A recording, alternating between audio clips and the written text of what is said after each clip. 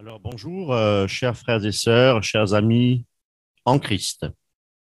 Nous allons aujourd'hui parler du sang de Jésus-Christ. Alors il est important de mettre en lumière la doctrine du sang de Christ. Et pourquoi? Parce que il en va de notre salut. Nous devons être très très prudents quant aux enseignements qui sont dispensés dans certains milieux évangéliques, les assemblées, notamment les assemblées charismatiques. Nous ne pouvons pas être silencieux quant à toutes ces hérésies qui touchent directement la divinité de Jésus ou la doctrine fondamentale du salut en Jésus-Christ. Alors j'aimerais, à cet effet, exposer deux hérésies qui circulent dans les milieux évangéliques. Alors, j'aimerais aussi, au préalable, vous dire qu'est-ce que j'entends par hérésie. Une hérésie, c'est une doctrine ou une pratique qui n'a aucun fondement scripturaire, donc biblique.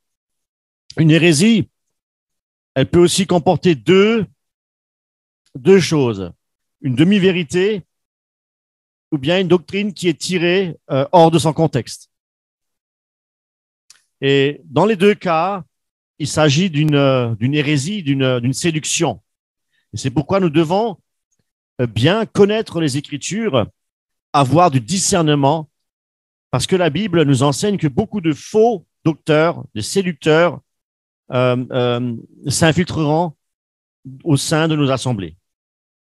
La première hérésie, mes amis, concernant la doctrine du sang de Jésus, eh bien, il existe depuis quelques décennies un mouvement charismatique, je pense que vous connaissez, appelé Parole de foi.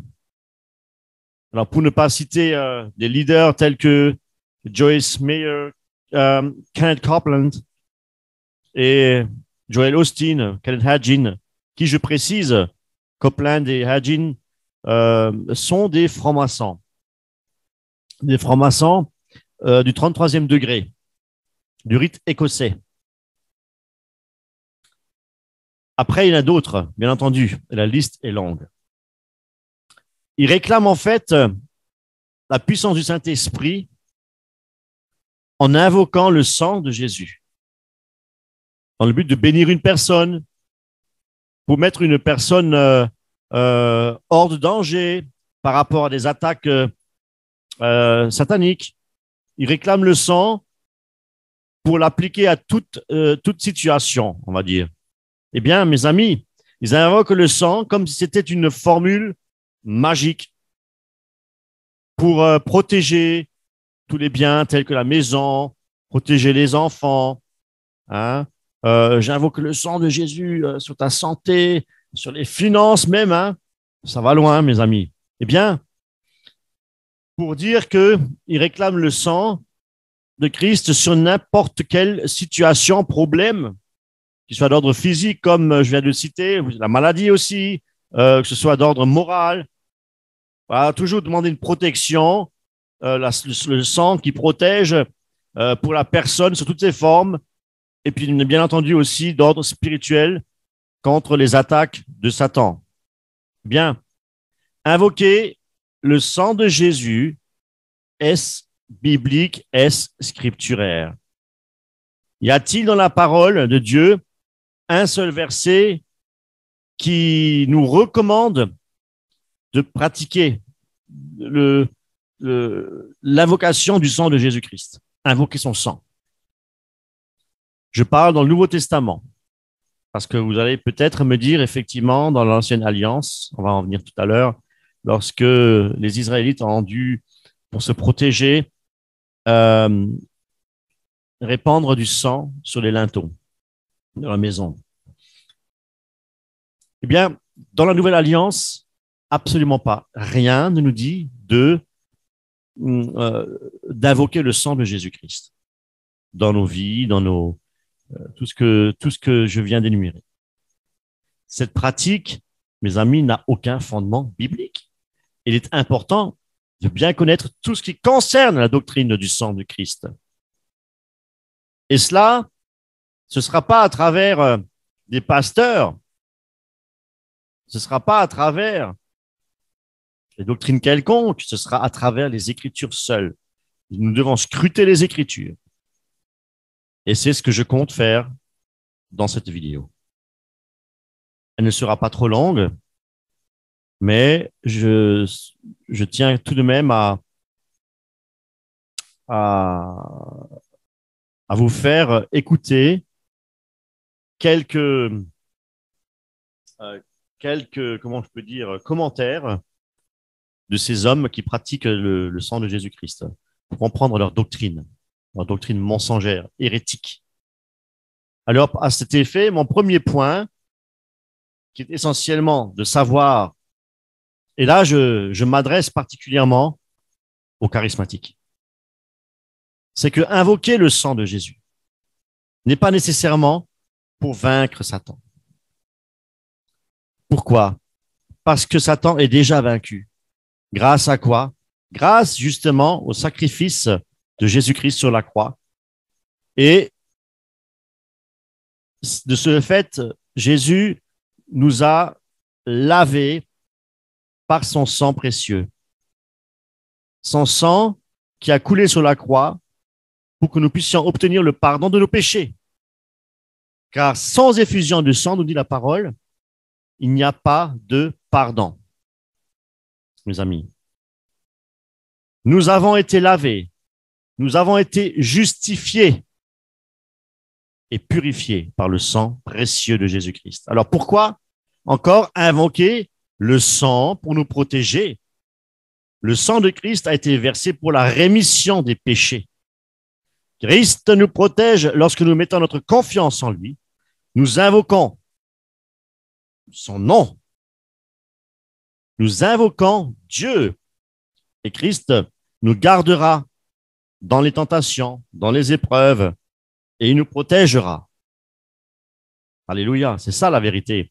Et si nous prêchons autre chose que cela, eh bien, mes amis, c'est une hérésie. Lorsque nous péchons, peut-être de par notre faiblesse, eh bien, Christ, dans son amour, lorsque il y a une repentance sincère et le désir de ne plus pécher, de mourir à soi-même, eh bien, le Seigneur nous lave, nous justifie, nous purifie de tout péché. Parce qu'il a versé son sang sur la croix, mes amis. Eh bien, nous ne devons pas invoquer le sang, mais la Bible nous enseigne d'invoquer Dieu. Alléluia, c'est ça la vérité. Et non pas invoquer au nom du sang de Jésus-Christ. Alors, j'aimerais à cet effet aussi vous faire part d'une hérésie doctrinale très grave, enseignée par des soi-disant généraux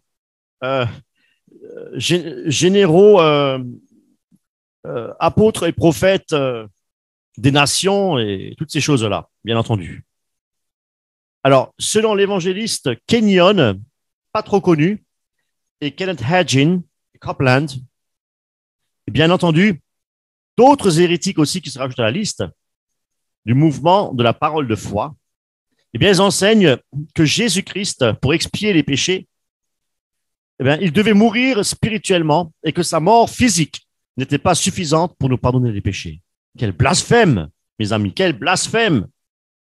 Alors, j'aimerais à cet effet aussi vous faire lire un extrait de Heidemann, L'homme créé, que vous trouverez dans son livre à la page 47. Eh bien, voici ce que cet évangéliste Kenyon, c'est écrit K-E-N-Y-O-N, a écrit. Alors, tenez-vous bien. Tenez-vous bien. La véritable œuvre rédemptrice de Christ était donc sa mort spirituelle et sa résurrection spirituelle, et non pas son agonie ou ses souffrances sur la croix et sa résurrection corporelle. Non, son sang versé n'avait pas plus de puissance pour expier et purifier que celui de n'importe quel qui d'autre. Waouh! Eh bien, mes amis, c'est grave. Alors, toujours Selon Kenyon, cet évangéliste, il dit encore, si la mort physique, écoutez bien, de Jésus-Christ pouvait payer le prix, alors chaque homme aurait pu mourir pour lui-même. En fait, le péché se situe dans le domaine spirituel. Sa mort physique n'était qu'un moyen pour atteindre un but. Waouh! Et ce but était sa mort spirituelle et ses souffrances en enfer. Voici ce que Kenneth Hagin enseigne. Alors, Kenneth Hagin, c'est quelqu'un que nous connaissons tous et que beaucoup apprécient. Alors, écoutez bien ce que Hagin a écrit. Et dans The Name of Jesus, donc le nom de Jésus, et ça vous retrouvez à la page 31, The New Birth, c'est-à-dire la nouvelle naissance. Écoutez ce qu'il dit. Et ça, vous retrouverez aussi à la page 10. Écoutez bien. La mort spirituelle signifie séparation d'avec Dieu, mais plus que cela.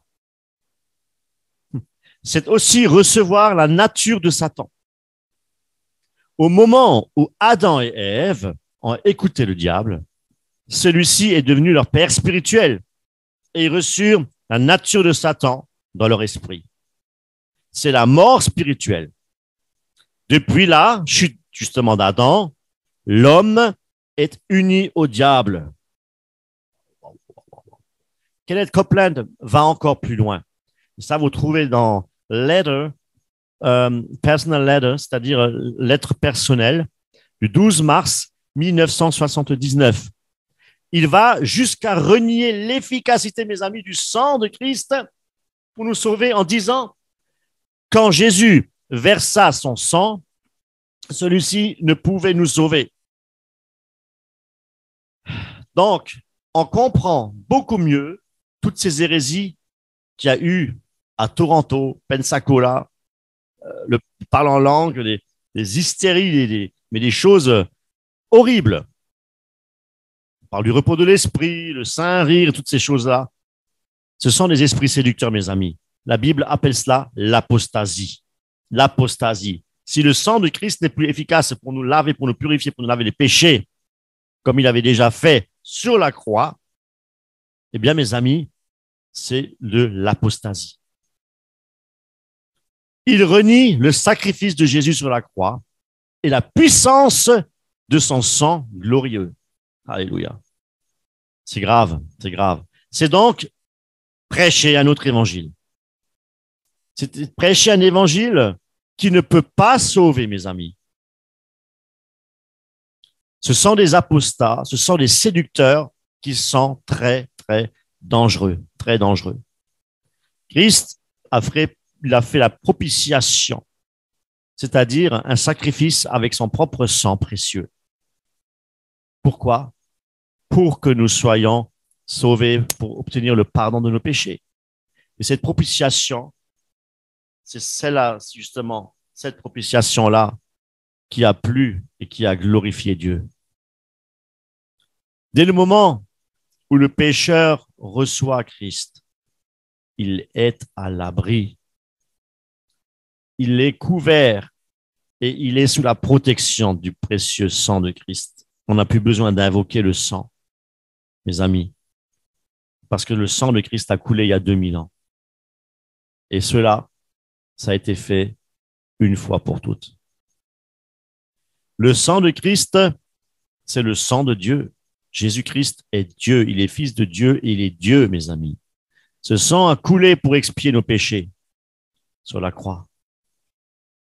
Son sang précieux a coulé pour nous sauver, pour nous laver, pour nous purifier de tout péché.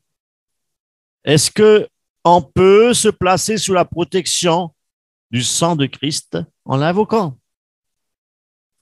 Dans l'Ancienne Alliance, tout à l'heure j'en parlais, avec le sang qui a été effectivement badigeonné sur les linteaux. Les Israélites avaient été protégés par le sang de l'agneau.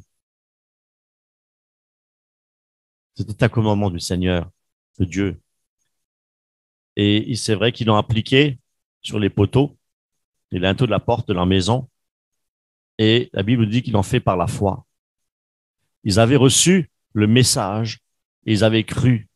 Et comme ça, ils ont pu échapper au jugement de Dieu. Maintenant, mes amis, c'est plus simple. C'est beaucoup plus simple et compliqué à la fois. La bonne nouvelle de la rédemption par le sang de Christ est proclamée. Il suffit de recevoir le message de Christ et d'y croire. C'est-à-dire mettre toute notre foi dans l'efficacité du sang de Christ. C'est ça, justement. Comme l'ont fait les Israélites en Égypte. Et ainsi, nous serons sauvés et délivrés de la colère à venir. Mes amis, comme les Israélites qui avaient été préservés au jugement moral, Dieu, par le sang d'un agneau, d'un animal, ô combien aujourd'hui le sang précieux de Christ nous sauve-t-il, le sang parfait, pur de Dieu, mes amis. Celui qui est sous l'aspersion du sang n'est plus sous le jugement de Dieu. Il est purifié de la souillure du péché, selon Romains 3, 25. Donc, on n'a pas à invoquer ou à se placer sous le sang de Jésus-Christ pour une protection particulière. Comme si Christ devait faire couler à nouveau son sang chaque fois qu'on l'invoque. C'est ce qu'on appelle, mes amis, de la magie, de la sorcellerie. La purification par le sang est un fait unique qui ne doit plus être renouvelé. Je vais juste vous lire Hébreux, chapitre 1, verset 3. Hébreux, chapitre 1, verset 3. Le Fils est le reflet de sa gloire et l'empreinte de sa personne, et il soutient toutes choses par sa parole puissante. Il a fait la purification des péchés et s'est assis à la droite de la majesté divine dans les lieux très hauts. Et cette purification, il a fait des péchés par le sang, par son sang qu'il a versé, le sang de Dieu. Et cette purification n'a pas une valeur temporelle, mais une valeur éternelle. C'est pas temporaire, mes amis. Et s'il fallait vraiment invoquer ou réclamer le sang de Christ à chaque fois qu'on le désire, invoquer le sang de Jésus sur ta vie, invoquer le sang de Christ sur ta maladie, j'invoque le sang sur les finances, etc. Mes amis, le sang de Jésus-Christ a coulé sur la croix pour nous purifier de toute iniquité, pour nous laver et pour nous donner accès au Père, mes amis. Le sang de Christ, le sang précieux, mes amis. Et toujours réclamer le sang comme ils le font, c'est mettre en doute la valeur qui est efficace et la valeur qui est puissante du sang de Christ. Parce que ce sang-là nous a déjà lavés et purifiés de tous nos péchés. C'est par la foi que nous l'acceptons. Et ce qui était effectivement, qui n'était pas possible avec le sang des animaux. C'est pourquoi, mes amis, faire appel au sang de Christ, couvrir ou appliquer du sang, le sang de Christ sur quelqu'un ou quelque chose, réclamer ou invoquer son sang pour expérimenter une puissance surnaturelle n'est pas biblique.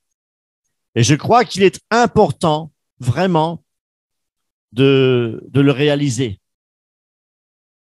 Et c'est lorsque, effectivement, nous approfondissons une doctrine à la lumière des Saintes Écritures que notre vision sera différente. Nos yeux s'ouvriront et nous connaîtrons la vérité. La parole de Dieu nous dit, la vérité nous affranchira. Et la paix de Dieu, qui surpasse toute intelligence, gardera nos cœurs et nos pensées en Jésus-Christ. Mes amis, soyez richement bénis. Amen.